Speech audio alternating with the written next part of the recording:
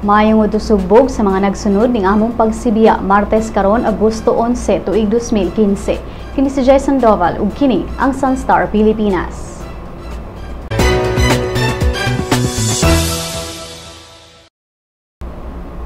Asawa sa namatayng pastor sa dakbayan sa Mandaue, Cebu ni desider nga dili mokiha sa driver sa Isuzu van. Sigo ni PO2 Nelson sa dili nga si Joan Lee, ang asawa sa biktimang si Manulet Subang, gidawat ang panghitabo. Daw nagul ang asawa apan kahibaw daw kini nga di na mabalik ang iyang bana ug nakasabot sab siya nga dili tinuyuan ang panghitabo. Dugang ni Sadile nga ang gipangayo lang sa mga tagtungod mao ang mahipos og tarong ang patayng lawa sa biktima. Apan bisan pa man nga dili mokiha ang asawa sa biktima, matod sa opisyal nga mag-andam gihapon sila og affidavit kung in kaso og mausab ang hunahuna sa asawa ug ubang mga miyembro sa pamilya nga mopasakag kaso batok sa driver sa Isuzu van nga si Nelson Isubal, kinsa voluntaryong nitahan og gibalog sa police station sa Barangay Basak, Dakbayan sa Mandaue.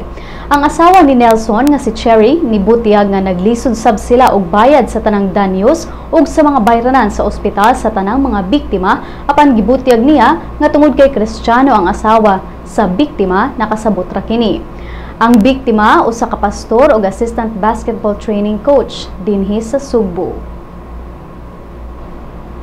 Davao City Police Office Director Vicente Danao Jr. mihulga sa wala pa mailang mga suspetsado nga nipatay sa usa ka taxi driver sa Matina, Aplaya.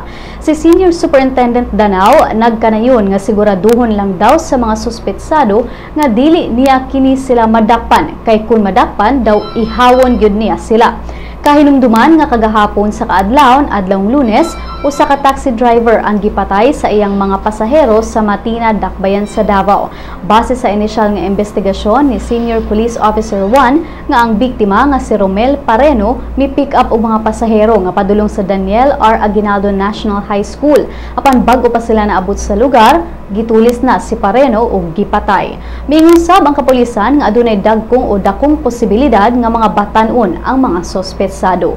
Si Danao mipagawa sa iyang hulga sa dihang misaka pag-ayo ang mga kaso sa pagpangawat o pagpanulis sa Dakbayan sa Davao. Phivolcs nagpahigayon na sab og laing survey dinhi sa Sugbo alang sa padayong pag-update sa geohazard map sa lalawigan ug alang sa pagpangandam sa local government units kung moigo ang linog nga dunay posibleng gikusgong moabot sa 7.5 magnitude. Mato ni Phivolcs Central Visayas Officer in Charge Robinson Giorgio nga kun sa niaging buwan ang ilang gipahigayong survey kabahin sa vibrations sa ilang sayuta, karong buwana vibrations sa ibabaw na sab sayuta ang ilang survey. Gamit ang seismometers, ang grupo nagsugod sa survey sa bukirang bahin sa Barangay Guadalupe paingon sa Barangay Calamba kagahapon.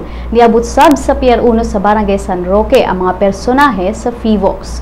Kauban nato karon si Sir Giorgio. Sir, unsay atong gilaumang makuhang impormasyon sa Phivolcs sa maong survey? Sa ultimate nato ang purpose. Magkwanta og mga geohazard map on ground sheet sa Metro Cebu, Tibok Cebu. So, kanang ubana na mga asaya na, although ang mga data, nagagamit ba ang mga data atong mag-gather sa Idramana? Parte na sa atong research yun, nga atong isadihan ang mga structure sa yuta within. Sana is, kung na to ang sakay possible effect, sabay impact ba sa mga linog sa ato ang lugar, kung may linog man sa uwang dapit, linog sa Bohol, Negros, Leyte, sa effect na sa Tuadri. Doon magod ka type niya atong survey gingon. Usa ka ng gingon na mo refraction microtremor, REMI or refraction microtremor. Ang isa na dili sa refraction microtremor yun. So, ma-measure na itong mga ambient nga mga vibrations sa itong lugar, sa every lugar. So, kita ni mo na kanang mga butanga, mga vibration nato, mga gingon nato, mga cultural noise, tama sa machinery, mga truck, kana siya mga tanong. Muna yung contribute sa any vibrations na produce sa linog, plus kanang mga noise, muna yung contributing factor nga mo effect sa ito ang lugar. So, base po na nga survey, nagatagkuhan na lagi buhaan nga. So, nga ka sa mga engineering istorya, gamit kayo sa mga engineers, kay makaproduce material, o mo man lang gusto mabalag unsay type sa atong soil, unsay dominant period sa usa ka site para ma-relate nila ang design, ang period sa design sa ilang building. Sa karon nga set sa billboard, 1 month rin pero kung di na mo rin makumpleto karon, proceed to public another month. Daghang salamat sir. Samtang sa bahin sa Cebu City Local Disaster Council ug Quick Response Team, si Konsehal Dave Tumulak niingon nga ang survey mahinungdanon alang sa dakbayan sanglit dinhi mahibaw-an ang extent sa danyos nga mamugna kung adunay mga pagtayog ang mahitabo sa Sugbo. Ang resulta sa survey sab mao ang ilang basihan sa mga plano ug sa pagpasabot sa katawhan kung asa dapit sa dakbayan ang kusog matayog. Kahinumdumang na apektuhan sab ang lalawigan sa Sugbo humanitayog miadtong tuig 2013 ang 7.2 magnitude nga linog sa Bohol. Lalaki miangkon nga iyang gilugos o gipatay ang usa ka 3 anyos nga batang babay sa balingasag lalawigan sa Misamis Oriental. Ang batang babay gitago sa ngalan nga Daisy na palgang wala nay kinabuhi ug wala nay sapot sa ubos nga bahin sa lawas niini niadtong Domingo.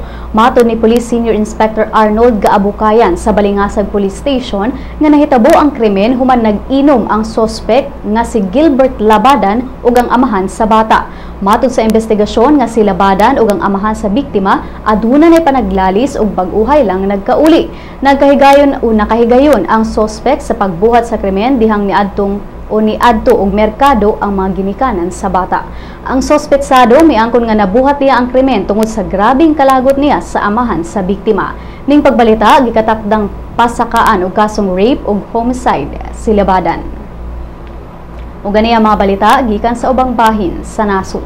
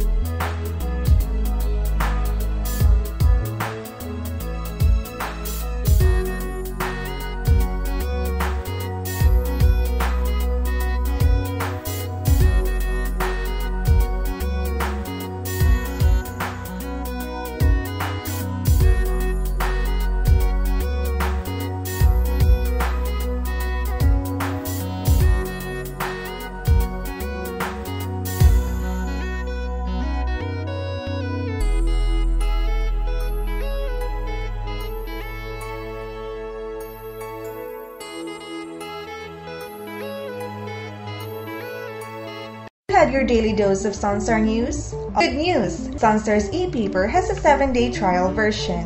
You can now check on the recent headlines on your desktops, tablets, or smartphones. From the hottest news to the latest updates on any publication. You may register with the following steps. First, go to the website www.sunstar.com.ph. Click the e-paper button on the upper right corner of the page. Click the subscribe button of the new user icon. Fill in the required field of information for registration. Once you're done, don't forget to mark the I have read and agreed to the terms of use and the privacy policy. Click Next. Step 2 will let you choose your type of subscription. Since you're subscribing for the free version, click on the Sun.Star Cebu free trial. Click Next. The end of the registration will lead you to the page of today's headlines. Enjoy your 7-day free trial subscription. For more information, visit www.sunstar.com.ph. Welcome to the newest member of the Sun.Star family, My Sun.Star, a mobile application that allows you to remove all the online clutter and focus on what you want, what you need. To enjoy our latest edition, you must have an Android device, a mobile phone or tablet. Go to the Google Play Store, type My Sun.Star in the search box. Click on Search.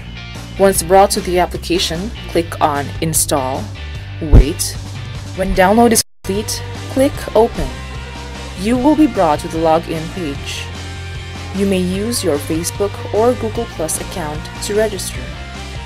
If you are already logged into your Facebook, registration is automatic. Next, select your interest. Click on at least 3 categories and at least one location like Cebu or Davao or any of the cities in the Sun.Star network. When you're done, click on Done. Great selection! If you do not select any category or location, you will automatically be brought to the News Bits section where you can find, in one glance, a list of news of the day that you should know. If you have selected your interest, the News Bits will be the first list, followed by different categories that you chose. This way, you do not see all the other news and articles that will not be relevant to you. What you see is what you want. If you want to add more categories, click on the menu icon on the top left. Choose My Interests. Select again. You will also see in the menu information prepared specifically for the mobile app. These are Lotto, classifieds on jobs and properties, and obituaries. What makes My Sun.Star different from the Sun.Star website and the responsive mobile site is its customization feature. You be the judge of what is news to you. This app will also be available soon on the Apple Store, so those with iPhones and iPads can enjoy My Sun.Star. Thank you! 10 high school teams, 7 college squads, 2 divisions, fighting for the championship crown. Who will reign sa Southmid 2015? Watch every game live at www.sunstar.com.ph. Visit southmid.sunstar.com.ph to get the latest updates.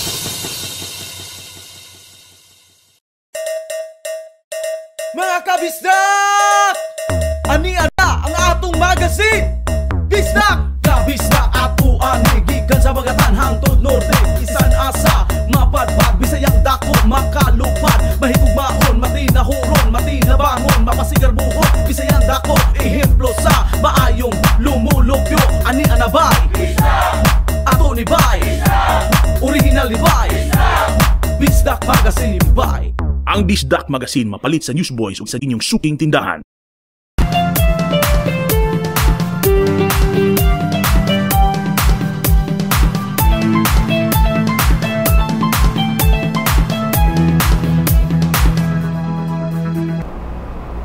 James Reid ug Nadine Lustre o mas naila sa Jadine Love Team hot topic na sab sa social media tungod sa ilang bagong teleserye. Sayri ang tibok detalye sa Showbiz Chika ni Crystal Clemente. Hot topic gyud ang Jadine Love Team sa first ever episode sa ilang new teleserye nga On the Wings of Love. Sama sa significance sa ilang title, ni take off pod ang reaction sa mga fans ug ubang netizens sa maong teleserye. Base sa mga gishare sa nagkalain-laing account sa Twitter, ang hashtag OTWOLArrival milapas gyud ngadto sa 1 million tweets. May tuwad ni ini, worldwide gyud ang trend sa maong hashtag. Sa hulagway nga gishare ni Twitter user @JamesReaders, gipakita nga while ongoing ang show, mukabat na ngadto sa 1.2 million tweets ang nigamit sa OTWOLArrival nga hashtag. Samtang labot sa main hashtag, aduna pud nagkalain-laing terms ang ni-trend dungan sa show sama na lang sa hashtag nga OTWOLILoveUSA. Mga common reactions sa netizens maog gyud ang gikilig sila sa unang episode sa teleserye ug daw gani bitin ra kini kay dali ra nahuman para kanila. Samtang ang laing netizens ni appreciate gyud sa improvements sa JD Love Team isip mga artista. Crystal Clemente alang sa Showbiz Chika. Alang sa uban pang Showbiz Chika, bisitaha ang celebrity.sunstar.com.ph. I-follow po niyo sa Twitter @SunstarShowbiz. Sa Lotto results, walay nakadaog sa mga premyo sa 655 Grand Lotto o 645 Mega Lotto sa mga bula kagabi. Bulahon unya ang 649 Super Lotto o 642 Lotto. Ani ang balor sa dolyar gikan sa Bangko Sentral ng Pilipinas. Mosunod ang kapalaran gikan sa Sun.Star Super Balita.